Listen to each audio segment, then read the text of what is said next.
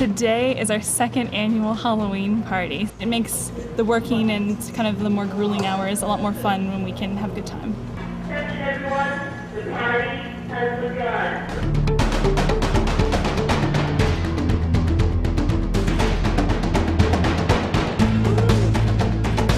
Tensions are high. I've just recently had to cut a level. We're I think 6 or 7 months to alpha, so I've already had to start hacking away at my baby. We had a couple meetings, we were in character meetings and we were in effects meetings, and everyone was kind of getting really tense and really stressed out. This is a lot of stuff, this is more than we thought. You know, the realization that you've got some pretty hard roads ahead of you kind of hits everybody, I think, pretty hard.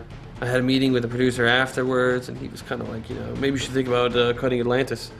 And I think he was partially joking, but he was also a little bit serious on, you know, hey, you may have to start making some cuts.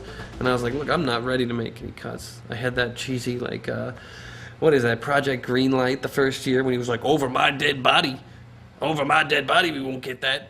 And it was kind of how I was, a little baby throwing a tantrum. And then I sort of realized, wait a minute, maybe this is for real. But in the end, I've learned a lot from that. Not that I'm so comfortable with it that I want to start cutting shit all over the place or anything, but I know that that's going to come again. Most likely I'll be sitting here talking to you again about what I had to cut again, and maybe 2 or 3 times after that I'll just be like, I don't care, cut some more. You know, maybe we'll just be cut crazy. We'll release it on like one of those really small discs. You know, God of War 2, 7.5 minutes long. Just kidding, it's not even going to come close to that. The object of the game is to stomp out other people's balloons, much like other people's creative dreams, without having your own balloon or creative dreams stomped out. It's actually a great metaphor for game development. It's a group of people shooting at each other's ideas. Are you supposed to stomp your own thing or not? No. That's not really true, but it is. I think if we can get all the balloons tied around everybody's ankle before they pop them themselves, we should be in good shape.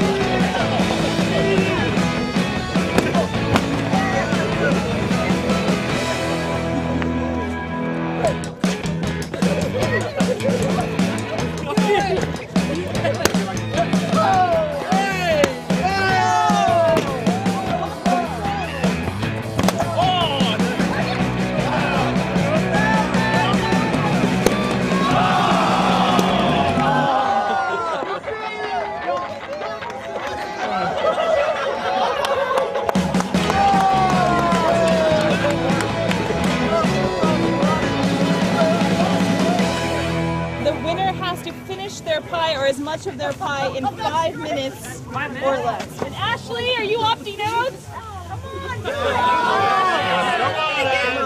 You're talking trash always. All right, I'll do it just because I like talking trash. I'm kind of full right now. I don't know if I can handle this delicious pie. I'm ready for this. I'm going to take it out. This is my pie.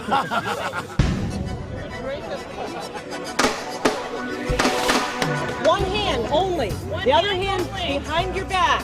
First one to finish all their pie wins, or the first one to finish as much in 5 minutes. 3, 2, 1, eat!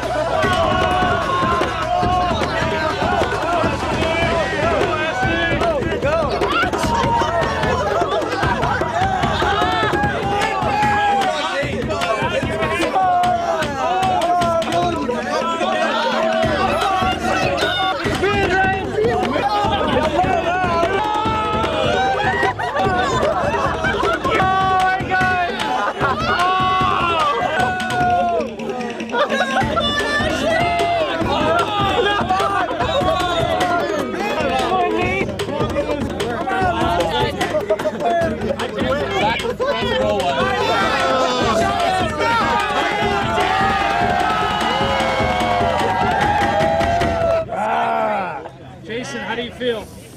Cool.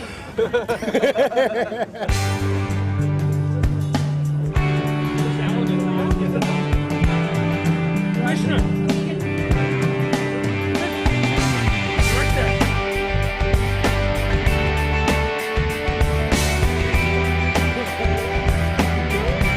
got a few trophies and stuff. I got baskets of joy, and this is my plaque. My friend Kratos.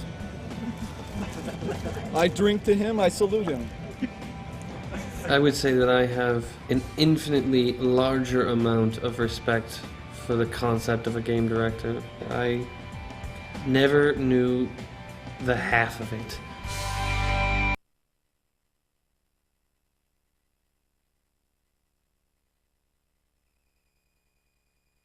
I've never been nervous in public speaking situations, but I am a fucking wreck for this thing.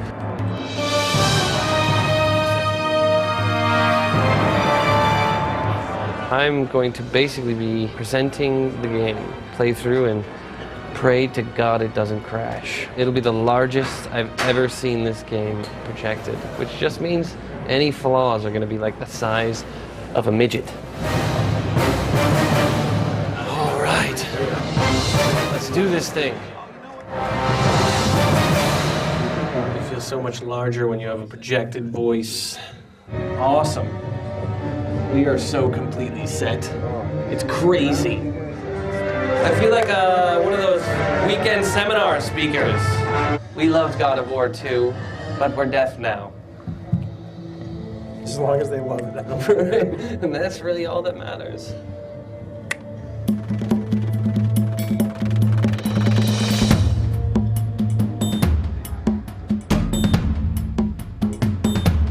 Feel loose.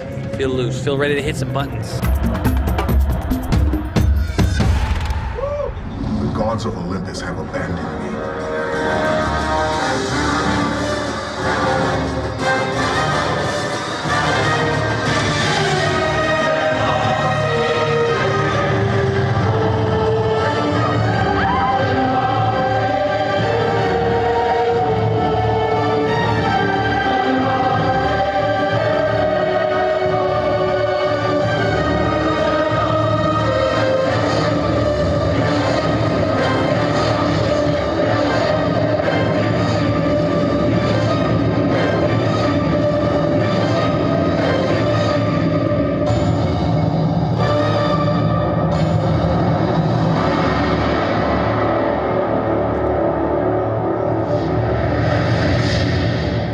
If the game crashes while I'm standing up there, it's the worst thing that could happen.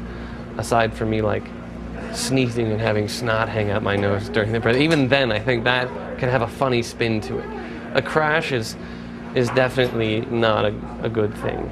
So what we're going to do is kind of go right into this little sneak peek, pulling up the curtain a little bit, demo. You guys are the first ones that are really going to check this out. Nothing will stop me in my quest. I will have my vengeance! One of the things we're really excited about in this game is that Kratos has to journey to the edge of the world. So instead of just having him hop on a Pegasus and play a cinematic, we're actually going to make the player fight their way to the edge of the world. So this new gameplay experience is going to have the same combat system that we have on the ground, except you're going to be fighting these battles thousands of feet above the earth.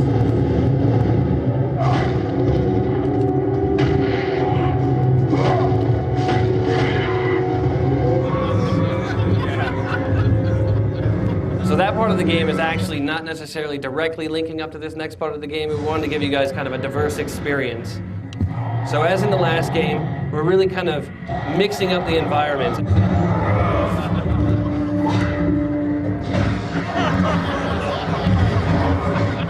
What we're doing in the second game is actually turning the pickups to more of an in-game acquisition. So every time you fight a Cyclops and you rip his eye out, you're actually going to be able to collect that and use that to get rewards. Help me with these beasts! I have found the secret of Medusa's temple! This is really showing that idea that Kratos isn't the only one on the island seeking out the Sisters of Fate. There are many heroes throughout mythology that are actually trying to change their own fate. And the enemies that we're bringing back are not just going to be sort of the standard size, we're actually going to be bringing back some of the other larger sized enemies. Now we're all the way back to where we started, and I'm actually able to use the Golden Fleece to throw the Medusa's beam back and turn the door to stone. And that is our little sneak peek into the E3 demo. I want to thank you guys for checking it out. To me, it's from the gut, you know, from the heart, that, yeah, it's going to measure up. I worked on the first game. Half these people worked on the first game, you know? What the first game was a culmination of all these people's work. And this is our blood, sweat, and tears, man. We would never, ever let it fall below what we strove for. We are absolutely not resting until we eclipse the quality of the first games. The response we wanted was what we got out of that press event. Because going into it, I kind of was like, what is the point of this, you know? E3's in 2.5, 3 weeks. Let's just show at E3, you know? But it was good. I see the purpose of it. That's really what game development is. They just keep moving the goal line, you know? Taking the ball away when you're trying to kick it. It's generally the status quo for this job.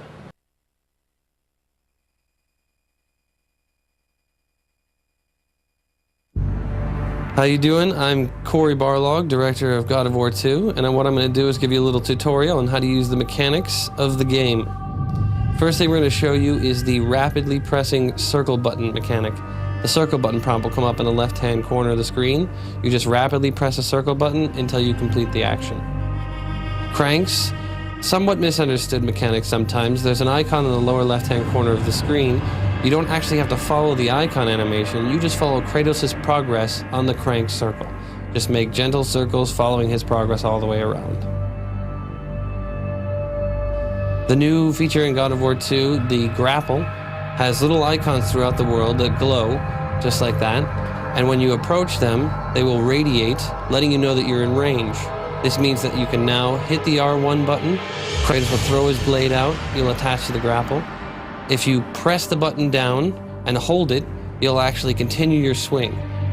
As long as you keep holding it, you'll keep swinging. When you press the X button, you'll release, and you'll be able to continue on to either the next grapple or where you need to go.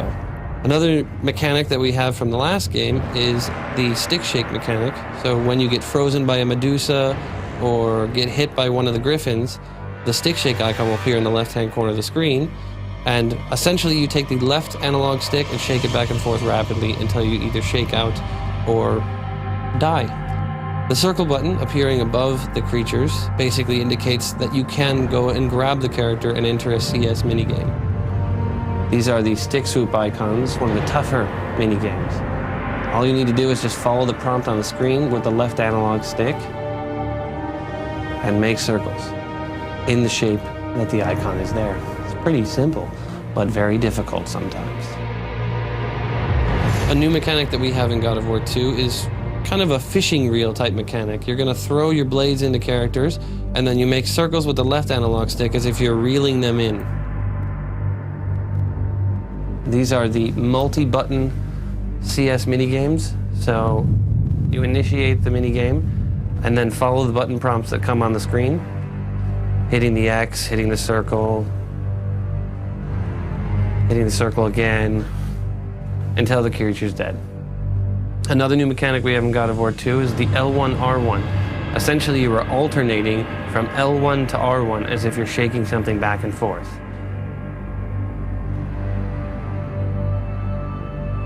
These are the Amulet of the Fate statues. When you are not in range, you can't activate the Amulet of the Fates, hitting L1 and pressing R1. But when you go into range, they'll radiate with a circle, and then if you press L1 and then R1, you'll activate the Amulet of the Fates, which slows down the world time. Rage of the Titans, activated just like Rage of the Gods in God of War 1. You press the L3 and R3 command, the two analog sticks, press them in. The unique thing about this game is you're able to turn it on and turn it off. And that's it. That is the little tutorial walkthrough for the God of War 2 mechanics.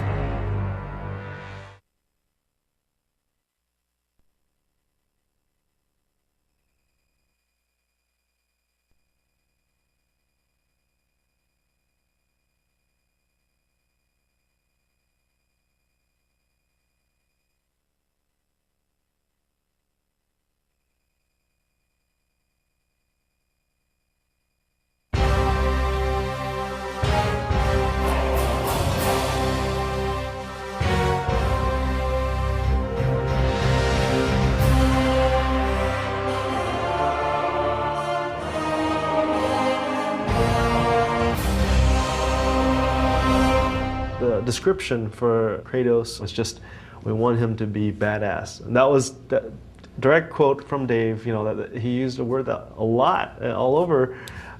So I knew okay, that's a definite, we need to get that. But at the beginning, we didn't even know if it was gonna be male, female. Some of the sketches were actually a female Kratos, possibly. We're looking for anything that might work. This was just, it doesn't really look like much. It's some kind of alien creature. Or a little bit more comical. Big hands, big feet, a flame for his hair.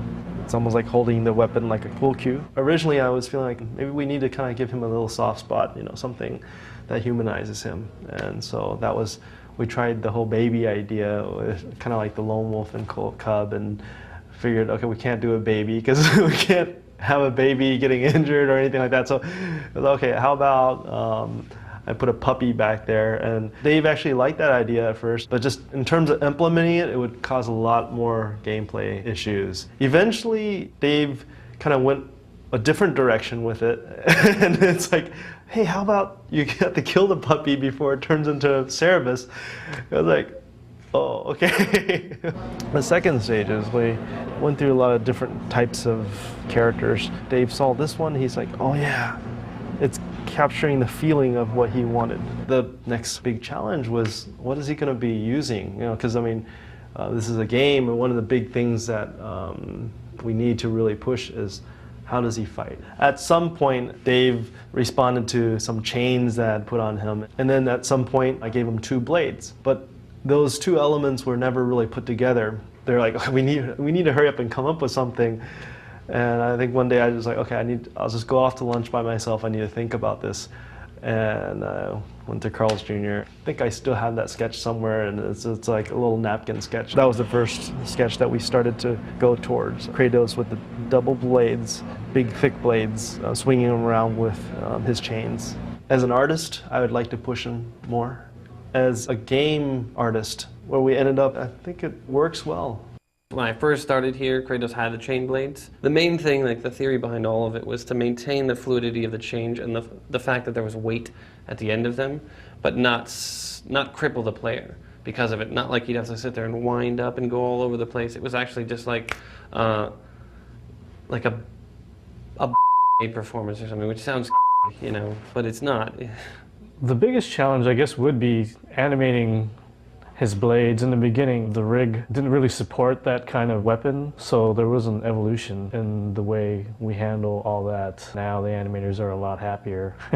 Actually, everything with the rig right now is pretty good. It's pretty easy to animate Kratos compared to the first game. Kratos was that sort of brutal, no-holds-barred, just vicious guy. What I was trying to put into it as well was it was sort of the violence, but it also had a bit of the style to it, so that you felt cool playing this guy. We wanted to keep the player interested, so we can't just do a rehash or recolor of something else. And so we struggled a lot with the powers and also the weapons. And in the first game, we had 1 sub-weapon, the chains and the sword.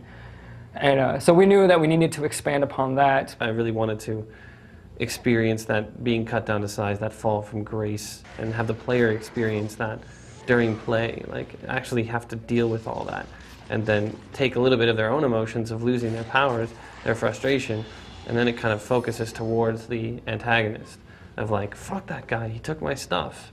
He looks more smoothly than the first game. Now, texture is more detailed than the first game, but actually on technical side is cheaper than the first game character. This is a model with texture, and we use the green color to do all the transparency. Initially, it was very hard because the design always asks for a lot of things, and my initial reaction is, no, we can't do that, or you're crazy. The tech group and myself, we kind of just beat our heads against the desks, and we figure it out and we do it, and then we actually see it and go, oh wow, we can push Kratos to a higher level. He has full facial animation ability. We could do fine weighting. All the in-game cinematics are using this model. We're able to get closer to Kratos during actual gameplay and combat without any of the thing falling apart, which is fantastic. That's a really big thing. He really, I think, goes through a lot. At the end of this one, he's denied again his vengeance. and he finds out something that the extras movie said was already so, but just bummed me out that we said that, so we're pretending that the extras movies aren't 100% there. So all the people out there who are finished the game and have gotten this and have said, oh, what the hell, the extra movie said that Kratos' mom told him that Zeus was his dad. I don't care.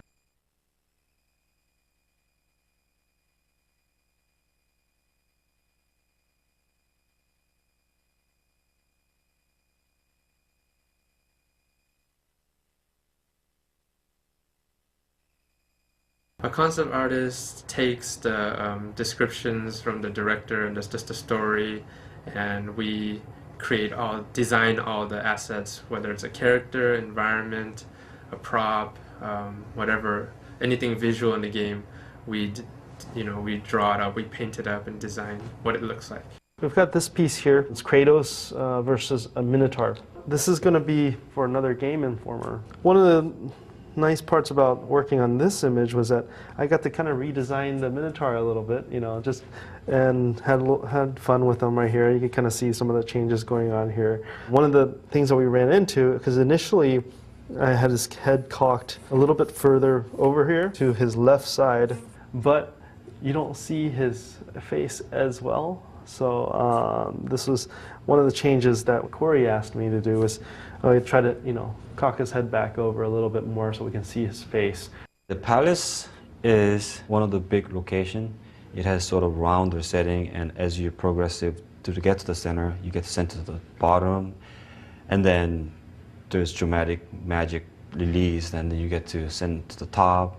I was really excited about the whole concept behind it. One thing that I was able to sell to Corey was having this two monumental statue in the front, so kind of accentuate, actually step into this place, worshipping like temple. The write-up they gave me was that he would create a void, and he's supposed to take his weapon, which in this case was a boomerang, and throw it into the void, and the void would appear near Kratos and strike him. His left arm was supposed to create the void, so I started to take half his body, or one arm would be kind of black, or half his body would be draped in cloth. As I went along, I started thinking about, how about if he threw up this void? So he would just kind of come at you and puke on the floor and create this void. Corey, he wanted it to become more like black smoke. So I started playing around with those themes. This was kind of what he bought off on. I was getting really close. I just had to make some minor changes on it. I really like him the way he's looking, and just at this point they killed it. Yeah, it's still one of my favorite pieces. It was for me, a nice exercise in development. What I was told was that this is where the boss fight is going to happen between the Sister 1 and Sister 2 and yourself. And the limitations were on this one that it's opulent, just to bling it out, and it's just really grand. With a couple back and forths, I came up with the final image. It's a lot of detail because basically they need this in order to build. Right in these areas, there's like these blue rectangle things. And I was thinking maybe it's just like a top of a pillar, so it could be, metallic or something. But Ken Feldman, he interpreted it as blue velvet pillows. So he actually modeled like blue velvet pillows in that environment, which is totally fine. It could be seen as a place of worship, so maybe people were to sit on them and stuff like that. But so yeah, seeing their take on your idea, ultimately it's their idea, but our concepts, and seeing it in a 3D form coming alive, that's where like the reward comes from. All I was really given about the character Oceanus was that he resides in a lake and then comes up out of the lake and starts to wreak havoc on the gods around him. This is what I came up with. Just a lot of variations of the Titan body. The reaction to these was less than stellar. They thought, well, he looks like the other guys, and what are you doing? with the help of my VizDev team, we were able to kind of push it outside of the box and really make some strange, bizarre things. And my team pushed me and told me, let's make this really weird and not worry about how it works. Just make it cool. This had a much more favorable reaction, but not there yet.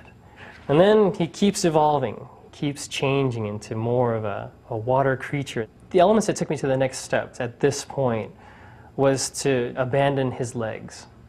This is where we finally ended up, which was just this sort of whirlpool of water just shooting up into the sky with his fists and just, exuding power.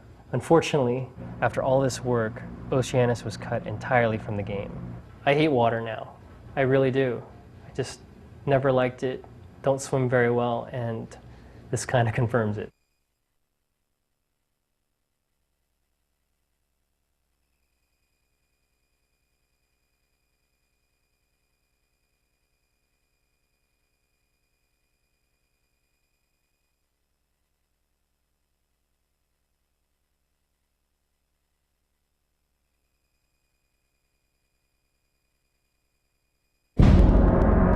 So I'm Stig, art director on God of War 2, and we're going to take a look at some of the lost levels of the game. During the pre-production stages of God of War 2, there was a lot of time spent developing different art concepts, not only on paper but in 3D. We had a lot of new environment artists start on this project. Almost more than half of the environment team was fresh from other companies, and one of the things that we like to start them with is kind of building these test levels that gave them a chance to learn all the different techniques that we had created on God of War 1. But at the same time, it was good for the whole team because these guys came, they were kind of the rock stars of the companies that they worked at before, and they came here with all sorts of different techniques and methods which they shared with the rest of the team. That's a big reason why you've seen such a big jump in the graphics between God of War and God of War 2 is because we got all these fresh ideas. The lost levels, they're not only a good proving ground for the artist to prove himself that he understands the tool and the technology, but it's also a good proving ground for the technology in general. Designing something like a Pegasus level is something that's very challenging for an artist. Because we've never done anything like it before. Everything from just the way that we build the geometry at a different level of detail because it's farther away from the camera to little things like the effects. This is kind of the canyon run stuff that we didn't get as much of it or any of it as we wanted to get. Atlantis was going to be an entire world in the game, and we lost that one too. Unfortunately. Maybe it'll come back some other day.